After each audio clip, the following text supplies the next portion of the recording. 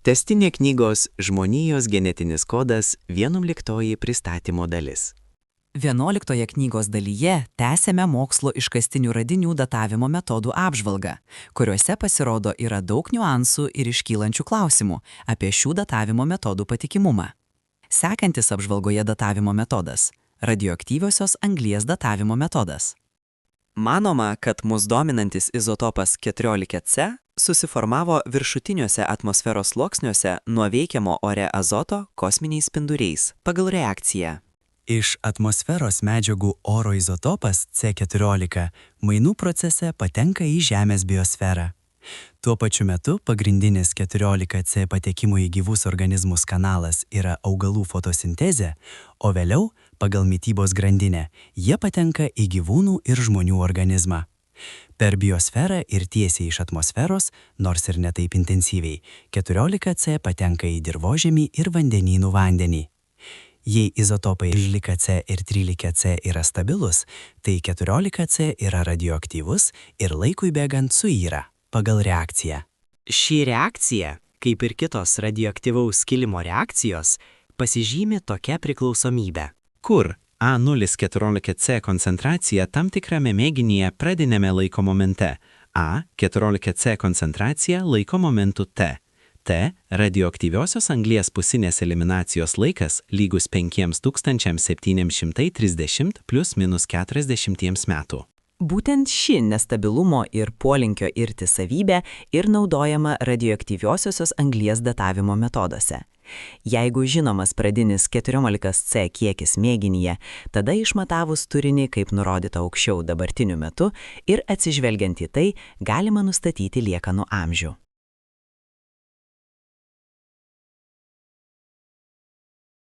Šiai žinoma, čia ir susidurėme su pirmąja rimta problema.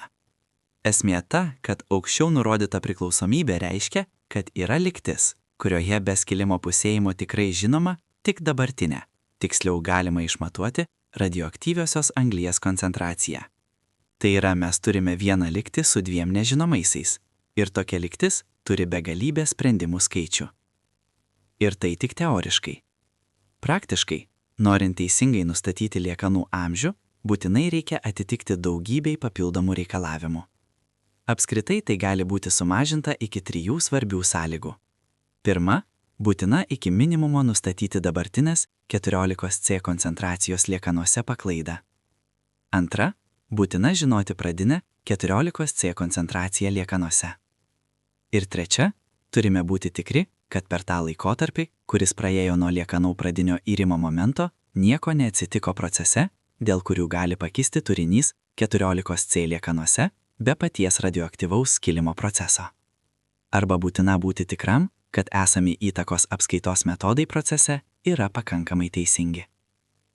Paaiškėjo, kad lengviausiai spręsti yra pirmąją problemą.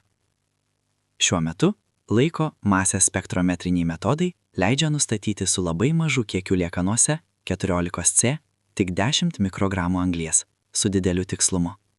Be to, norint to pasiekti, liekanos yra išvalomos specialiu metodu ir atliekamas anglies sodrinimas. Siekiant sumažinti paklaidų skaičių metoduose naudojant kontrolinių mėginių matavimus, kurie leidžia teisingai atsižvelgti į galimus pokyčius 14C koncentracijos tirtuose mėginiuose per atitinkamas laboratorinės procedūras. Su trečiaja užduotimi situacija yra šiek tiek sudėtingesnė. Šiek tiek nukrypus nuo tvarkos. Tai yra su atsižvelgimu į liekanų priešistoriją. Faktas yra tas, kad radioaktyviosios anglies datavimo metodas remiasi prielaida, kad gyvo organizmo mirties atveju augalas, gyvūnas, žmogus reiškia jo išėjimą iš aktyvaus medžiagų apykaitos proceso, kurio metu jos 14C rezervas nuolat pildomas. Bet tiesą sakant, medžiagų apykaitos procesas su organizmo mirtimi nenutrūksta. Mirusiojo palaikai toliau įvairių laipsnių yra veikiami išorinės aplinkos. Ir todėl gali būti, kad yra pažeidžiamas santykis tarp skirtingų anglies izotops kiekio šiuose mirusiojo liekanose. Tam buvo rastas apėjimo manevras. Buvo naudojamas metodas liekanoms būdingiems junginiams – baltymams, aminorūgštims, celiuliozei, chitinui ir kitoms, kurie minimaliai yra paveikiami išorinių poveikių irimo metu mirusiojo palaikuose.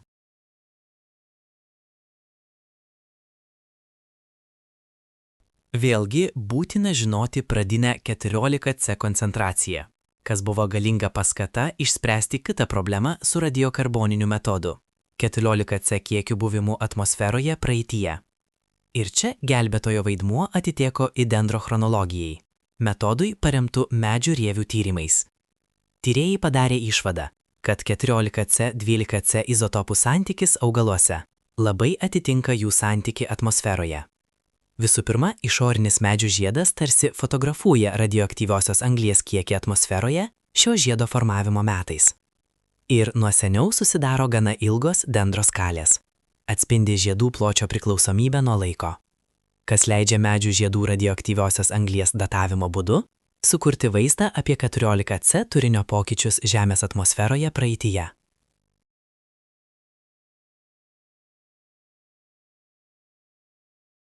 Džiai atvirai, nemanau, kad šis teiginys yra teisingas. Rimtos abejonės lieka. Reikalas tame, kad sunku įsivaizduoti tikrą gyvą medį, kurio kamine yra absoliučiai vienas nuo kito izoliuotų cilindrinių metinių sluoksnių elementų rinkinys su kitais metiniais sluoksniais, be jokios apykaitos tarp jų. Be to, vidiniai sluoksniai taip pat tęsia savo gyvenimą toliau dalyvaudami medžio medžiagų apykaitos procese. Ypač vidiniai sluoksniai, per kurios pumpuojamos kasmet augalo sultis, skystoji fazė. Dėl vislatinių loginių priežasčių, atsižvelgiant į tai, turėtų turėti įtakos radioaktyviosios anglies turinį ir kietojoje medienos dalyje, nes iš apačios, iš dirvožemio, patenka 14C nusodrintas tirpalas ir iš lapų praturtintas šviežių 14C, absorbuotas iš atmosferos ne žiedo susidarimo metais, o vėliau. Ir kitaip tariant, norint teisingai nustatyti koncentraciją, būtina nustatyti žiedo susidarimo metų radioaktyviosios anglies datavimą, žinoti šių srautų pusiausvyrą. Deja, daugelie prieinamų šaltinių man teko peržiūrėti daugiau nei 1000 tinklapių, ieškant įvairių duomenų tūkstančiuose įvairių svetainių skirtingomis kalbomis, šį klausimą jie ir paliečia, tai juose aptariama tik vienetuose, neparemtais jokiais empiriniais duomenimis. Ir iš tiesų bendrame vaizde, pavaizduotame 126 paveiksle kreivėse, didėjant radioaktyviosios anglies koncentracijos laiku bėgant, galima padaryti kitą išvadą nei 14C pokyčio kiekio pačioje atmosferoje. Jei dėl pusiausvyros minėti srautai vidiniuose sluoksniuose vis dar gauna šviežios radioaktyviosios anglies, kuri tuomet natūraliai padidins bendrą 14C koncentraciją juose, juos atjaunindama ir sukurdama iliuziją didesnės radioaktyviosios anglies kiekius praeityje. Bet deja, čia esu priverstas tiesiog samprototi remdamasis logika. Todėl šiuo atveju belieka tik sutikti su teiginiu apie absoliučią vidinių sluoksnių izoliaciją nuo atmosferos radioaktyviosios anglies poveikio, kaip darbinę hipotezę, ir judėti toliau. Remiantis duomenimis apie 14C kiekio pokyčius laikui bėgant atmosferoje, praktiniais tikslais susidaro taip vadinamos kalibravimo, korekcijos kreivės, leidžiančiomis konvertuoti mėginių amžių radioaktyviosios anglies datavimu, radiokarboninis amžius, esamame amžiuje.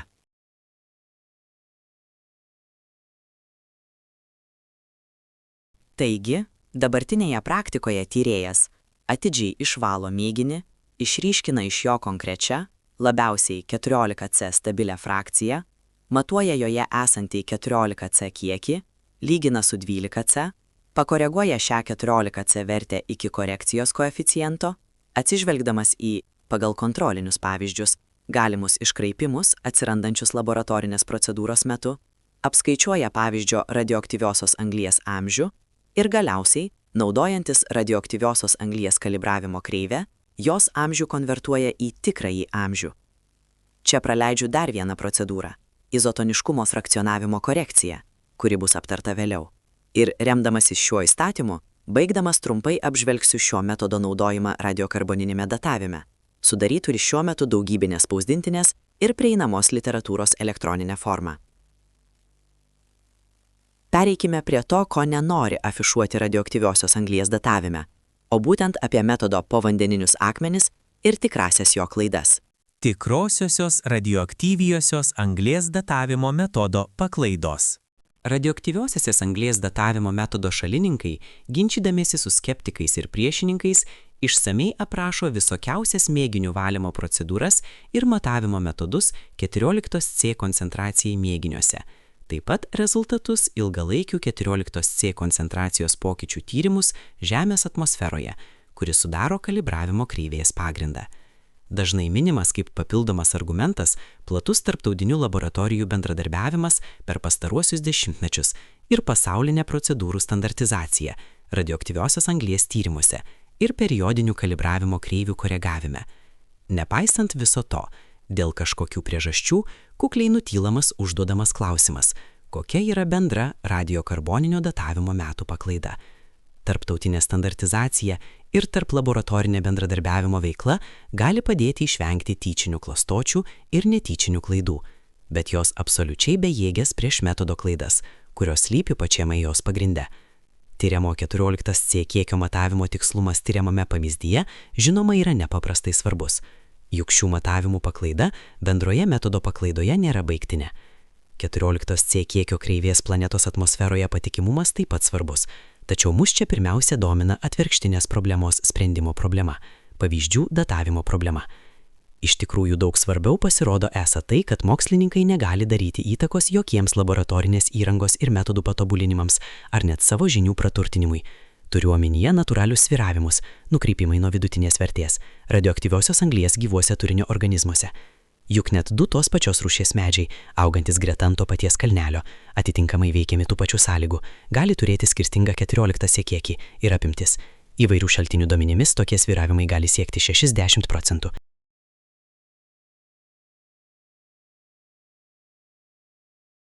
Tokį platų spektrą dabar tyrėjai bando kompensuoti dar vieno izotopo anglies 13C matavimais. Empiriniai tyrimai parodė, kad anglies pernešimas iš vienos vietos į kitą, pavyzdžiui, iš oro patenkantis į augalą fotosintezės metu, proporcijos tarp įvairių izotopų kiekių gali skirtis. Rezultatas, tarkime, 13C/12C santykis atmosferoje yra 1, augaluose kitas, moliuskų kriauklėse 3 ir taip toliau, net nepaisant to, kad abu izotopai yra stabilus. Šis efektas vadinamas izotopų frakcionavimu. Šiuo metu izotopų frakcionavimo priežastis yra izotopų masės poveikis biocheminių reakcijų greityje. Ir tyrimai rodo, kad tiek savybės, tiek pats poveikio pobūdis aktyviai vyksta keliomis kryptimis vienu metu. Kadangi izotopinė frakcionacija sutrikdo ne tik 13C/12C santykį, bet taip pat ir 14C/12C, reikia kiek tai leidžia būtinybė į tai atsižvelgti. Tai atliekama pagal specialias procedūros formulės. Ir manoma, kad tokiu būdu visi svyravimai pradinėje radioaktyviojoje anglyje yra sulyginami, tai yra sumažinami iki 0. Tačiau šių formulių analizė rodo, kad didžiausia galima izotopinės frakcionacijos korekcija siekia tik 2,6%, o tai yra gerokai mažiau nei svyravimai radioaktyviosios anglies kiekio gyvose organizmuose ir augaluose. Bet juk tai reiškia, kad galime teigti, jog yra žinomas pradinis radioaktyviosios anglies kiekis senoviniuose objektuose, tik su tam tikra paklaida, kuri yra 5–7% lygyje. Ir šios paklaidos jokių būdų negalima sumažinti, jokiais būdais, jokiais matavimais ar metodų patobulinimais. Tai yra paklaidos neįmanoma pašalinti. Tai gana aiškiai iliustruoja bandymus datuoti šiuolaikinius pavyzdžius. Taigi viename iš tyrimų skirtų stručių kiaušiniams jie buvo datuoti 200 metų senumu, o ant kitų buvo rasta samanų viename iš Vokietijos regionų, kurie buvo datuoti net 1500 metų. Ir šie rezultatai buvo pateikti ne kažkur, bet gana oficialioje tarptautinėje konferencijos arenoje apie radioaktyviosios anglies metodo problemas. Žinoma, tyrėjai pateikė paaiškinimą, kad kaltas mažas radioaktyviosios anglies kiekis tirtose mėginiuose, bet mums svarbus čia ne rezultato paaiškinimas, o pats toks reikšmingos klaidos egzistavimo faktas. Dėl neišvengiamos paklaidos dėl natūralių svyravimų radioaktyviosios anglies kiekio, nustatant bendro paklaidą pridedamos kalibravimo kreivų paklaidos, laboratoriniai matavimai, atsižvelgiant į pokyčius mėginio valymo metu ir taip toliau. Klaidos tik kaupėsi, didėja didindamos galutinę paklaidą. Mano nuomonė, dabartinėme etape datavimo paklaida neišvengiama. Ir yra 10–15% imties amžiaus, o tikrasis yra dar didesnis. Ir paklaidos dydžio mažinimo perspektyvos šiuo atveju yra labai mažos. Daugiau informacijos apie šiuos įvertinimus galite perskaityti mano straipsnyje. Ko norėtumėte? Radiokarboninio datavimo ir dendrochronologijos meniu. Paskelbta internete ir kaip priedas. Ir knygoje Senovės Egipto dievų civilizacija. Ši reikšmė yra ženkliai didesnė už paklaidą, kuri deklaruojama tik 1% lygių radiokarboninių tyrimų laboratorijų. Visa tai pakankamai akivaizdžiai parodo neprimetamą norą laboratorijoms iš anksto gauti iš istorikų ir archeologų orientacinį mėginio amžių, kuris generuojamas kruopščios informacijos apie tikrąją pačio metodo paklaidos slėpimą ir turi raguotojo velnio charakterį. Jei kas nors abejojate tokių laboratorijų įžulumu, peržiūrėkite svetainę beveik bet kurios laboratorijos ir visą tai galima lengvai rasti duomenų sąraše, užpildant radioaktyviosios anglies datavimo paraiškos tyrimo formos punktą amžius pagal preliminarų įvertinimą. Ir visa tai vadinasi, nori gauti savo radinio datavimo amžių, mūsų pagalba jį gausite, nes toks patiekalas mūsų laboratorijos meniu jau paruoštas, tiesiog sumokėkite už tai pinigus.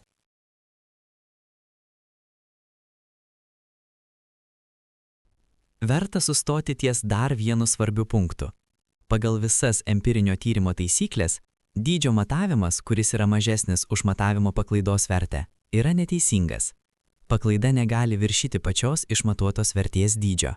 Todėl nemažas kiekis realaus radioaktyviosios anglies metodo paklaidos, kurios nurodytos aukščiau, smarkiai susiaurina jos taikymo sritį dideliuose mėginio amžiaus ribose, kai radioaktyviosios anglies nesuirusių dalelių yra mažai, kur galimų verčių diapazonas yra toks didelis, kuris pranoksta pačią prasmę ir kalbėti apie bet kokį datavimą paprastai nėra prasmės. O jei jau datos artėja rajone apie 10–15 tūkstančių metų, tuomet galime kalbėti tik apie pačius svarbiausius dalykus, kaip apytikslis imties amžiaus įvertinimas, kai dar senesniems objektams laiko nustatymo metodas tiesiog negali būti taikomas iš viso. Todėl galima tik liūdnai šyptelėti pritaikant radinių amžiui nustatymui šį metodą, kai gautas rezultatas buvo 30, 50 ar net visus 70 tūkstančių metų skirtumu. Deja, ir taip nutinka. Ir paskutinis dalykas. Toks mažas radioaktyviosios anglies metodo pritaikymo diapazonas praktiškai nenaudingas sprendžiant klausimus susijusius su žmogaus kilmės problemomis. Taigi, jei kalbame apie paleoantropologinių radinių amžiaus nustatymą naudojant izotopus metodus, reikėtų sutelkti dėmesį į kitus radioaktyviosius izotopus, kurių pusėtinas kilimo laikas yra akivaizdžiai didesnis nei pusinės eliminacijos laikas. Atitinkamai tie metodai visų pirmiausia naudojami geologijoje. Izotopinio datavimo metodai geologijoje. Izotopiniai geologinių uolienų datavimo metodai, taip pat ir radioaktyviosios anglies metodas, pagrįstas kai kurių iš jų gebėjimų palaipsniui, laikui bėgant, skilti į skirtingų elementų izotopus, kurie šiuo atveju vadinami pirminiais izotopais, susidarant stabiliems kitų elementų izotopams, dukteriniai izotopai. Geologinio datavimo srityje sluoksniams naudojamos skirtingi pirminių ir dukterinių porų izotopai. Datuojant paleoantropologinius radinius, dažniausiai minimi kelio argono ir urano torio junginiai. Švino metodai su šiomis izotopų poromis 40K40R, 238U, 206PB, 235U, 207PB, 232TH, 208PB. Pagrindiniai ryšiai, siejantis pagrindinių ir dukterinių izotopų skaičių su geologinės uolienos amžiumi, panašus į anksčiau minėtą priklausomybės susiejimą pradinių ir dabartinių radioaktyviosios anglies kiekių. Tik geologai šiek tiek pakeitė šių santykių išvaizdą, atsižvelgiant į jų pačių specifiką. Tačiau jų esmė išlieka ta pati. Jie pagrįsti viena lygtimi su dviem nežinomaisiais. Sąlygos, kurias reikia įvykdyti, kad tai įvyktų, yra panašios, kad būtų galima teisingai nustatyti sluoksnio amžių. Pirma, per visą savo istoriją sistema turi būti uždara. Į mineralą neturi patekti ir iš jo dingti nei pirminiai, nei dukteriniai izotopai. Antra, mineralas susidarimo metu neturi turėti dukterinio izotopo atomų. Tai labai griežtos sąlygos, kurių iš tikrųjų, švelniai tariant, toli gražu ne visada yra griežtai laikomasi.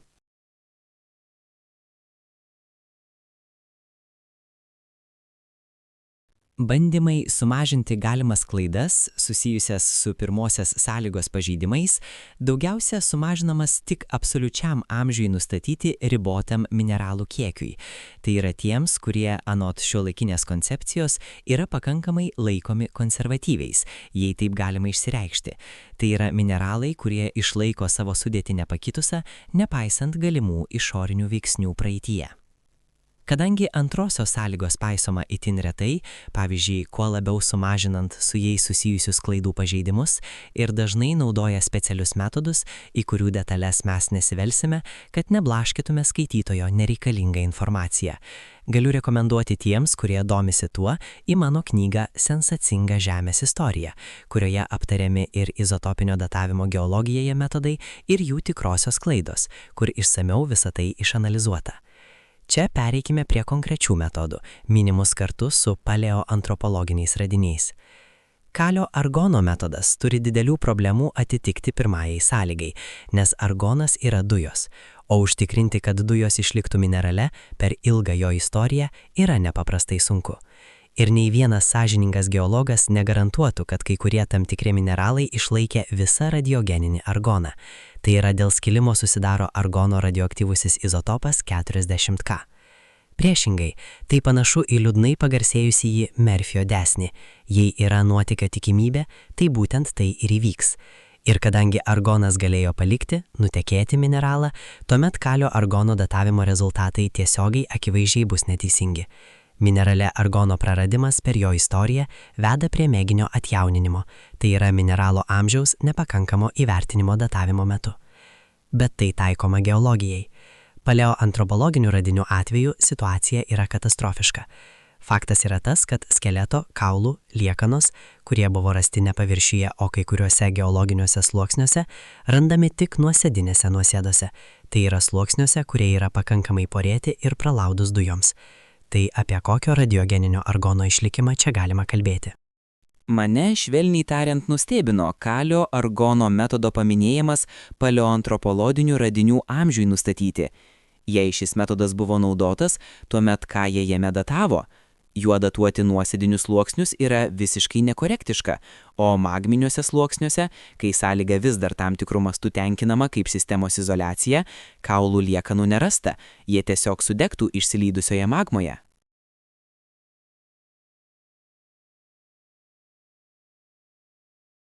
Jei buvo naudojamas kalio argono metodas nustatant, tarkime, kokio nors smėlio grūdelio amžių esančio šalia skeleto liekanų, tai kieno tai reikš amžių? Akivaizdu, kad smėlio grūdelių susiformavimo laiką, o ne laiką, kada jis atsirado šalia kažkieno palaikų. Ir jei bandysite pritaikyti šį metodą akmeniniams įrankiams, tuomet šis metodas neparodys jo pagaminimo laiko, o parodys paties akmens amžių. Vienintelis daugiau ar mažiau teisingas variantas kalio argono metodui yra nustatyti kai kurių magninių uolienų, turinčių tą patį susidarimo amžių, taip pat ir sluoksniams, kuriuose buvo rastos kaulų liekanos arba darbo įrankiai. Pavyzdžiui, susidarė nuosėdiniai sluoksniai maždaug tuo pačiu metu kaip ir ugnikalnio išsiveržimas netoliese. Tačiau tokie atvejai yra unikalūs ir net tada būtina taip pat įrodyti, kad susidarė atitinkama geologinė sluoksnių struktūra, kuri buvo vienalaikė ir kuri, be kitų metodų datavimo, paprasčiausiai tiesiog neįmanoma. Daug plačiau taikomi geologinių uolienų datavimo metodai yra urano torio švino metodai. Pirminiai, motininiai, urano ir torio izotopai 238U, 235U ir 232 TH. Radioaktyviųjų transformacijų procese sudaro ilgas izotopų grandinės, kurios susilieja viena su kita. Radioaktyvaus skilimo metu. Visos eilučios 3 elementų galutinių skilimo produktų tampa švino izotopas. Kadangi geologija veikia gana ilgais laiko intervalais, santykinai trumpai gyvuojančių tarpinių serijų narių yra nepaisoma ir nagrinėjamos supaprastintos sistemos su šios motininės ir dukterinės izotopų poromis. 238U, 237PB, 235U, 207PB ir 232TH, 208PB.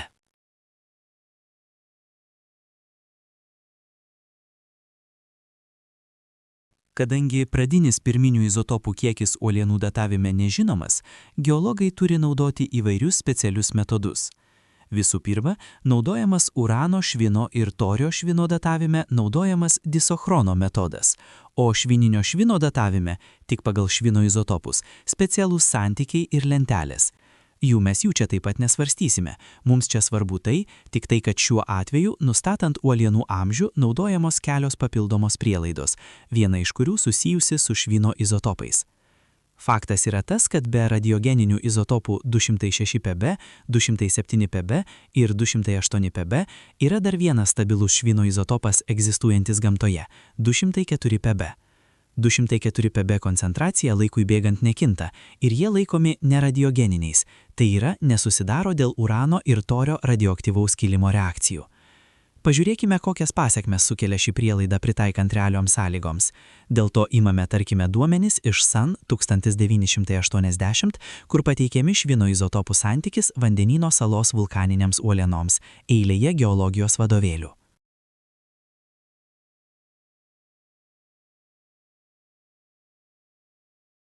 Iš diagramų lengva pastebėti, kad tuose pačiuose vulkaninės uolienos kilmės laukuose, kurie susidarė maždaug vienu metu, švino izotopų santykių 207 Pb per 204 Pb sklaida yra apie 1%, 208 Pb per 204 Pb atveju ji jau siekia 3%, o 206 Pb per 204 Pb visus 5%.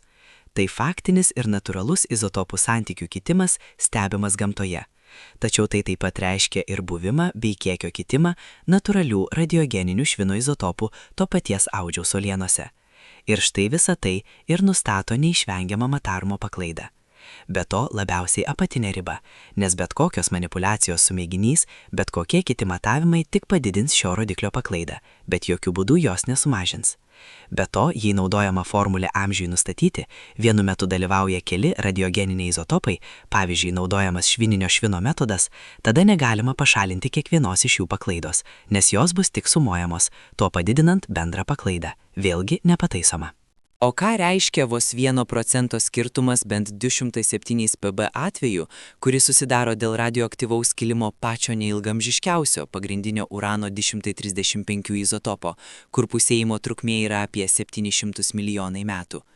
Šis išsibarstymas atitinka paklaidą 15 milijonų metų. Atitinkamai, remiantis kitais izotopais, su dar didesniu pradiniu paplitimu ir didesniu pusinės eliminacijos laiku 238U ir 232TH, paklaida bus žymiai didesnė. Ignoruojant šią mažą detalę, tokios didelės formos absoliuti paklaida kartais sukelia labai įdomių situacijų atveju. Taigi, tarkime, vienas iš mėgstamiausių argumentų kreacionistų ginčio su oponentais vadinamasis jaunų uolienų radioizotopų datavimas, kurių susidarimo laikas yra žinomas. Kreacionistai geologai tyrė uolienas, kurių susidarimo amžius yra patikimai žinomas. Dėl to remiantis radioizotopiniu datavimu, dacitų amžius San Helenos ugnikalnio lavos 1986 įsiveržimas Šveclenos kalnėje buvo nustatytas 0,34 2.800.000 metų, o šiuolaikinės lavos Naujojoje Zelandijoje turi 1,3,5 milijono metų senumą. Alalomovas – Žemės geologinis amžius atsižvelgiant į šiuolaikinis katastrofizmus. Ar makroevoliucija egzistuoja šiuolaikinės geologijos požiūriu?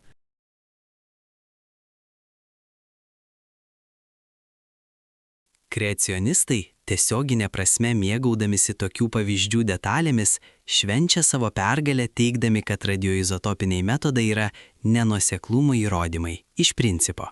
Kad ir kaip paradoksalai tai skambėtų, patys dėl to kalti šiame kreacionistų triumfe pirmiausia patys radioizotopinių metodų šalininkai, kurie siekdami vienų ar kitų tikslų dirbtinai ir visiškai neteisėtai pervertina šių metodų deklaruojamą tikslumą. Jei atsižvelgsime į aukščiau nurodytą faktinę paklaidą, tuomet visiškai nestebina gaunami milijonų metų amžius šiuolaikinėms magmoms, kaip ir nėra įrodymų apie akivaizdų metodo patikimumą radioizotopų datavime, o yra tik absoliučiai neteisingas kreacionistų empirinių duomenų interpretavimas.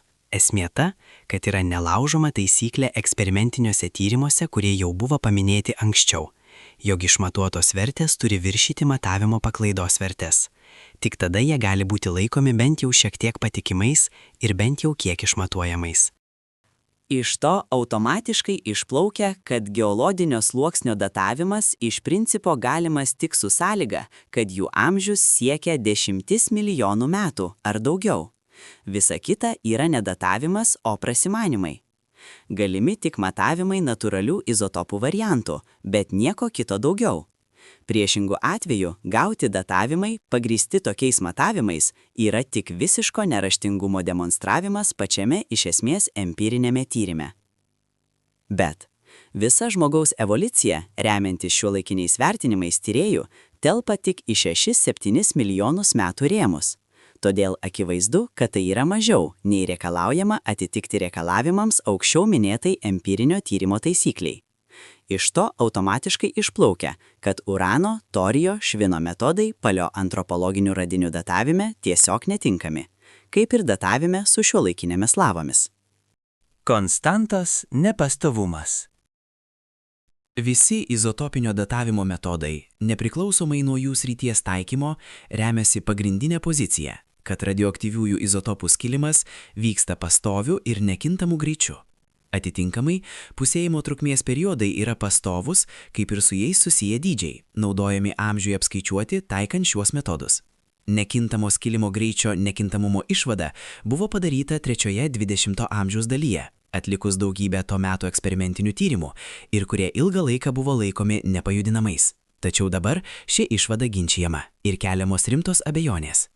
Taigi, 20-ojo amžiaus 50-ųjų pradžioje mokslininkų grupė, vadovaujant Simonui Šnolui iš Puščino miesto Maskvoje, vietovėje aptiko keistą ir netikėtą poveikį, kurį jie pavadino makroskopinio fluktuacijos reiškiniu.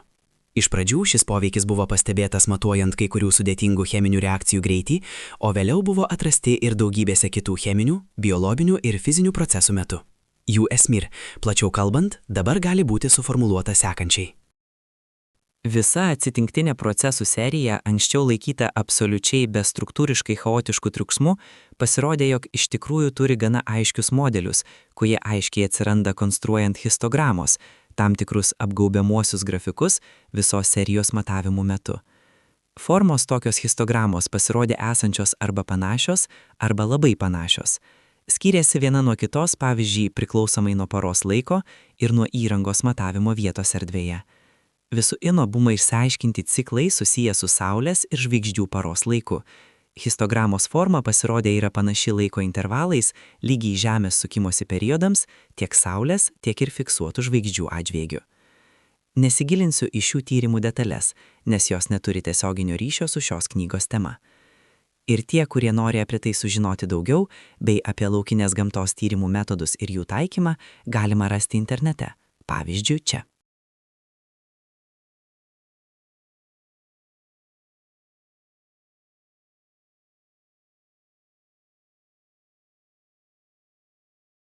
Daugybė tyrimų parodė makroskopinio fluktuacijos reiškinio universalumą, dėl kurio didžioji dalis eksperimentų buvo perkelta į darbus su plutonijo alfa skilimo šaltiniais 239 pu.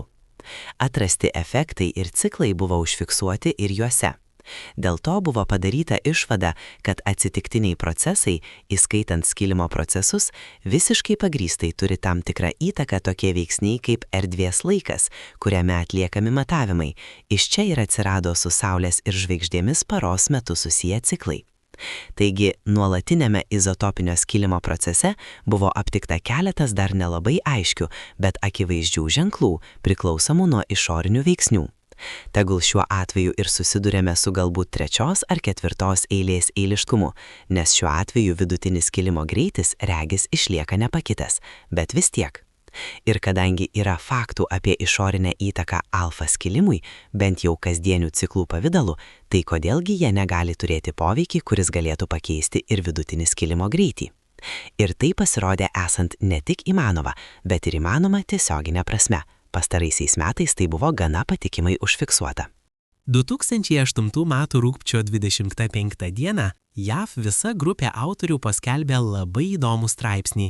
Jere H. Jenkins, Efreimas Fischbachas, Jonas B. Buncheris, Jonas T. Grunwaldas, Denisas E. Krause ir Joshua J. Mates. Įrodymai apie koreliacijas tarp branduolinio skilimo greičio ir atstumo nuo Žemės iki Saulės. ARIX 0808 3283 V1. Astrofotografija. Straipsnyje pateikiami to laikotarpio tyrimų rezultatai su silicio izotopo 32Si pusėjimo trukme nustatoma tiesiogiai matuojant skilimo greitį kaip laiko funkciją. Šie tyrimai buvo atlikti Brughen nacionalinėje laboratorijoje, BNL, tarp 1982 ir 1986 metų ir atskleidė ne tik aišku metinį ciklinį skilimo proceso pobūdį, bet ir akivaizdžią jo koreliaciją su 1 dalinta iš R kvadrato verte, kur R yra atstumas nuo Žemės iki Saulės.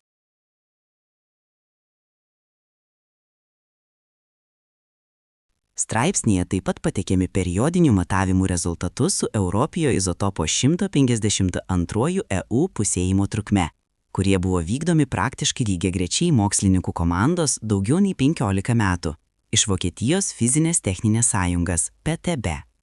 Be to, šie RTV matavimai buvo atliekami maždaug 2 metus ir sutapo su BNL eksperimentais. Tai yra 2 metus buvo vykdomi 2 eksperimentai vienu metu. Vokiečių mokslininkai taip pat gavo aiškę savo duomenų koreliaciją su parametru 1/R kvadratus.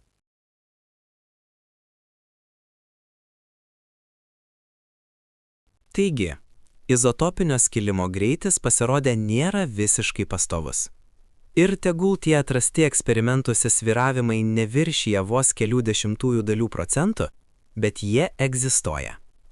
Svarbiausia, kad tai reiškia, jog yra sąlygos, dėl kurių įmanomi skilimo greičio pokyčiai, ir jie gali būti gana reikšmingi. Kokios yra šios sąlygos, tiesiogiai priklauso nuo poveikio pobūdžio, kuris vis dar nėra gerai suprantamas. Aišku tik tai, kad jos yra visiškai objektyvaus pobūdžio. Straipsnio autoriai mano, kad dėl to kalti neutrinai. Saulės spinduliuotė, kuri jų nuomonė užtikrina skilimo greičio kitimo nuoseklumą, dėl 1 dalinto iš R kvadrato. Kadangi neutrinų spinduliuotės tankis iš centrinio šaltinio, pagal visus fizinius kanonus, keičiasi tiksliai atvirkščiai proporcingam atstumui kvadratų iki jo šaltinio. Tačiau ši versija ne visai atitinka Šnolo grupės tyrimų rezultatams. Faktas yra tas, kad Žemė yra praktiškai skaidri Saulės neutrinų spinduliuotei. O jeigu taip, vadinasi nėra jokių Saulės ciklo alfa skilimo histogramų serijoje įtakos šiam procesui. Ir jo labiau neturėtų nieko bendro su žvaigždžių paros ciklu, kuris jei jį susijęs su kažkokia spinduliuote, tuomet šiuo atveju greičiau būtų susietas su galaktikos centru.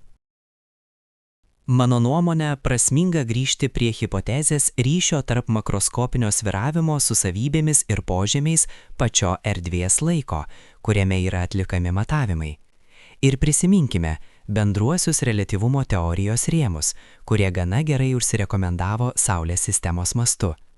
Erdvės laiko savybės yra glaudžiai susijusios su gravitacija.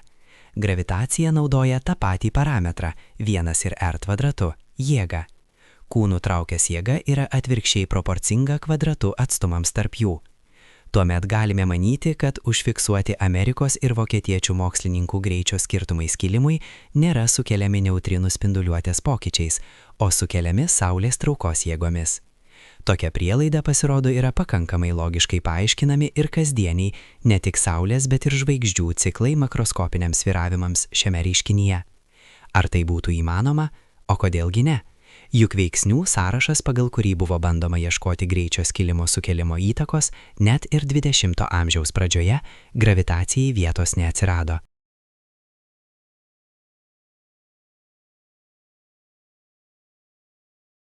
Jei išsakyta įtakos hipotezė, tiesioginė arba tarpinė, per erdvės laiko geometriją arba dar kaip nors pusėjimo trukmės gravitacija yra teisinga, tada ir uolienų geochronologinės skalės ir absoliutus sluoksnių ir mineralų datavimas susiduria su rimtesnėmis problemomis, nes pasireiškia izotopinio skilimo greičio priklausomybė nuo vietinės gravitacijos sąlygų, ir tai tampa ypač reikšminga pereinant prie augančio Žemės modelio, kuriame ankstesnė Žemės gravitacija buvo žymiai didesnė nei šiandien. Daugiau informacijos apie šias pasekmes rasite knygoje Sensacinga Žemės istorija. Mums čia bus svarbu, kad bazinėje lygtyje, kurioje naudojamas izotopinis datavimo metodas, atsiranda kita kintamoji reikšmė, kaip konstanta, kurios praeities reikšmės mes dar nežinome. Tuomet jau gauname lygtį su 3 nežinomaisiais, o taip pat ir poreikį atsižvelgti į bendrą metodų paklaidą ir paklaidą dėl konstantos kintamumo pusinės eliminacijos periode. Apibendrinant visą tai, kas išdėstyta aukščiau, galime teikti, kad mums prieinami datavimo metodai paleoantropologiniams radiniams gali mums pasakyti jų amžių visai ne 1% tikslumu, kaip yra deklaruojama, bet su daug didesnė paklaida. Iš esmės, mes net negauname tikslaus amžiaus, tik šiokius tokius amžiaus orientyrus, kurie laike yra gana migloti. O jeigu visa tai yra tiesa, tuomet kai kuriais atvejais gali būti, kad mes netgi susidurėme su klaidingai žmogaus pirmtakų po rūšių ar net rūšių nuoseklumo vertinimais egzistavimo metą. 11 testinės knygos Žmonijos genetinis kodas dalies pabaiga. Šioje serijoje sužinojome apie taikomus datavimus metodus senovės radiniams datuoti. Iš to, kas pateikta, gana aiškiai matosi, kad taikomi datavimo metodai, švelniai tariant, nekorektiški ir visiškai neatitinka mokslininkų teiginių apie jų patikimumą. Sekančioje 12 dalyje susipažinsime su sekančiu datavimo metodu – genetika, kuri turi savus niuansus.